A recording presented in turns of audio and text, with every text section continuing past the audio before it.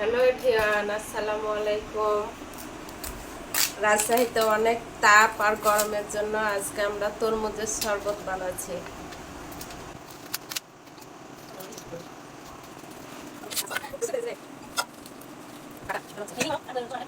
তরমুজের জুস করবো তো আজকে। একটা করব মহাব্বতী শরবত আর একটা হলো আপনার বিট লবণ দিয়ে। হ্যাঁ, 2 রকম করব। এটাতে রুহ আফজা দিব। তাও বসেন এখানে।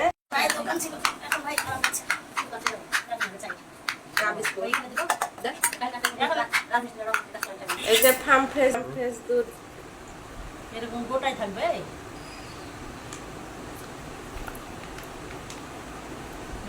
হ্যাঁ, গোটা গোটা রাখেন। হ্যাঁ, এটা খাননি তো আপনি? তাই তো বলছি যে এরকম গোটাই থাকবে। হ্যাঁ, এটা গোটা থাকবে। এটা নাম হচ্ছে মহব্বতের শরবত। শরবত তো নয়, দামা দামা এসে কিনে আপনার আসল ভাবে কই। এটা হচ্ছে রুহ আফজা। কিসের তৈরি? রুহ আফজা হচ্ছে ফল দিয়ে করে রুহ আফজা।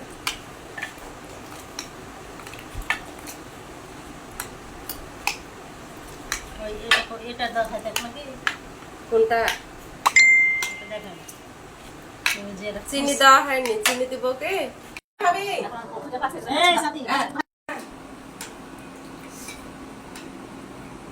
হয়ে গেল সবাই 6টা। তরমুজগুলো ব্লেন্ডারে ব্লেন্ড করে নিয়েছি। এর মধ্যে একটু বিট লবণ দিয়ে দিব, 1 চা চামচ। আর আইসগুলোকে আগে থেকে আমি জমিয়ে রেখেছিলাম, এখন দিয়ে দিব। ঠিক করে দেবে এতগুলো দিলে। হ্যাঁ হ্যাঁ, ঠান্ডা হয়ে যাবে। হ্যাঁ, এখনই গলে যাবে এতগুলো। হ্যাঁ হ্যাঁ, লবণ ঝাল মিষ্টি সব পারফেক্ট। শরবত তোমরা চামচ দিয়ে খাবে।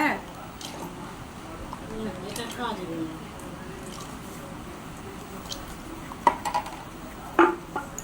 এটা ভাবি আমার স্পেশাল দেওয়ার ফোন দিয়েছে ওই ঘরে আপনারা তো ফোন দেন না খাওয়া দিলে স্পেশাল দেওয়ার তখন না দিলে তখন সেটা ঠিকই তো আপনারা কি ফোন দেওয়া বলেছেন ভাবি আসেন দিয়ে টাকা দিয়ে কিনে আনতে লাগে। এই যে আমাদের কিউট ভাবি।